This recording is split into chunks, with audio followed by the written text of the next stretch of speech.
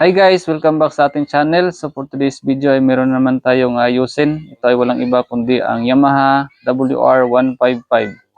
This is a 2021 model guys na unit. So ito ay crash damage.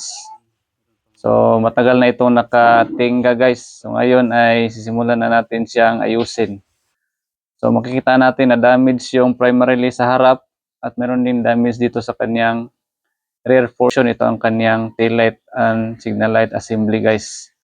Since ito nga isang crash damage guys, so isa sa pinaka main concern natin is kung okay pa ba yung engine niya o kung umaandar pa ba itong unit na ito guys. Aside sa kailangan ng linis itong unit guys, so hindi mo makakaila na some of the parts ay kailangan talagang palitan tulad dito radiator guys. Itong kanyang radiator frame at saka yung kanyang blower, cowling assembly, triple clamp upper crown, itong kanyang speedometer at saka itong kanyang monoshock ay kailangan din nating i-check guys.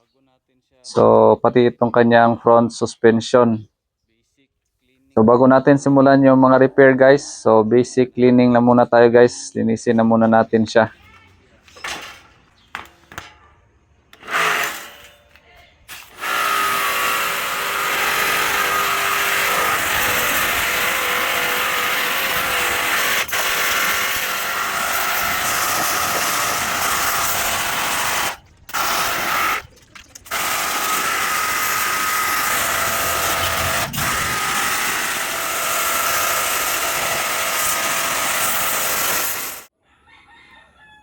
So ayan guys, pagkatapos ng maraming power spray, paglilinis at maraming pagsasabon, so it's looking 100 times better na yung unit natin guys. So parang naging bago na siya ulit, nag-transform na siya guys.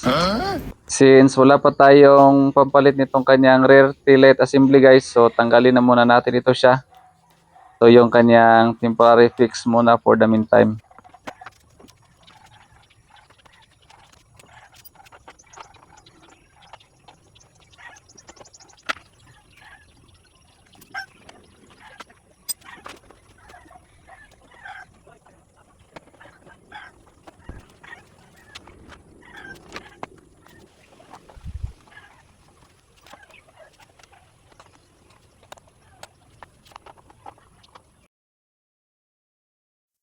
So yan guys, so since umorder pa tayo ng pampalit doon sa ating tail light assembly, so ganito na muna yung temporary fix niya guys. So mas malinis naman itong tingnan compare doon sa tinanggal natin na kanyang tail light assembly guys. Since ang primary goal natin sa video nito guys is mapaandar o malaman kung okay ba yung engine natin guys. So yan, wala siyang battery. So first move ay lagyan natin siya ng battery guys. Okay guys, so meron ako ditong GS brand new battery. So itry natin itong ikabit dito sa WR natin guys. Subukan natin at itry natin kung mag-start ba siya. So tapos ko na itong i-charge. So ikabit na lang natin guys. So yan guys, tips para sa atin guys. Kung mapapalit tayo ng brand new battery, so i-charge talaga natin before natin siya install kasi hindi natin alam kung matagal itong naka-standby doon sa pinagbilhan natin. So mas mainam na ready siya guys, at least full charge siya. So yun guys, kabit na natin yung wire.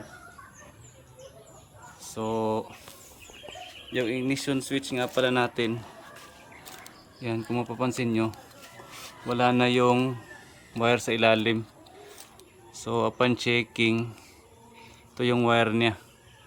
So para magkaroon ng supply, connect natin itong dalawang wire guys.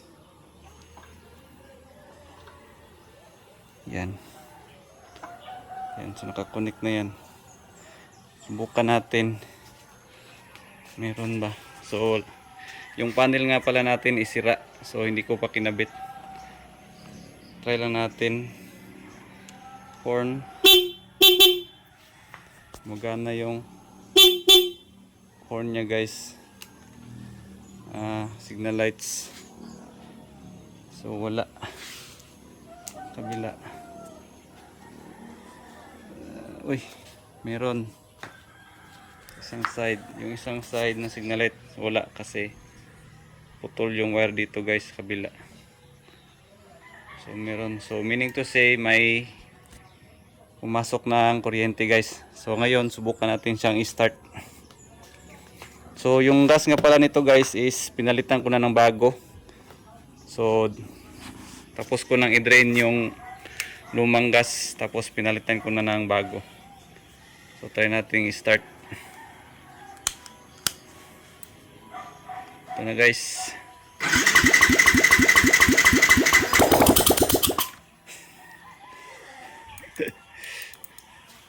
Maingay siya kasi tinanggal ko yung muffler guys. Ayan. So start natin ulit.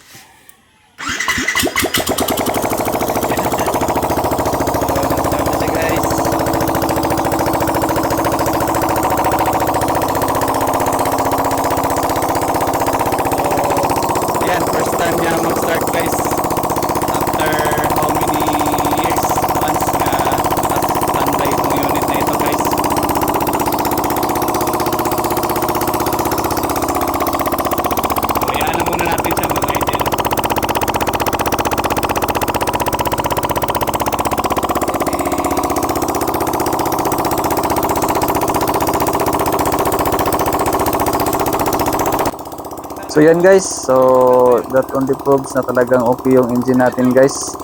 So natural lang yung hindi siya agad nag-start yung first try natin guys kasi nga matagal naka-standby itong unit. So technically nag-prime pa yung kaniyang fuel system guys. So second try, nag-start na siya kaagad kasi nga meron na pressure patungo dun sa kaniyang injector. So alam na natin na it's running. So ngayon i-check na muna natin kung charging ba yung kaniyang charging system guys. So meron tayo dito multi-tester. So try natin kung nagcha-charge ba siya.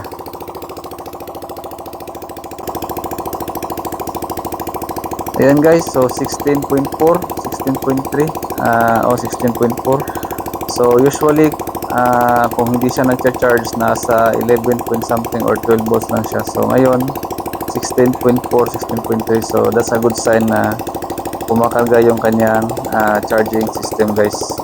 Try naman natin yung kanyang transmission guys kung nagsishift ba siya.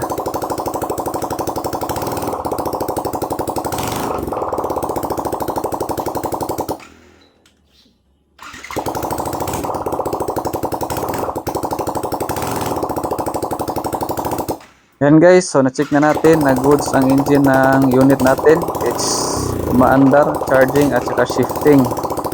Kung nagustuhan nyo nga pala ang video natin for today, please click like, share, and subscribe. At saka click nyo na rin ang notification bell para updated kayo sa mga video i-upload natin.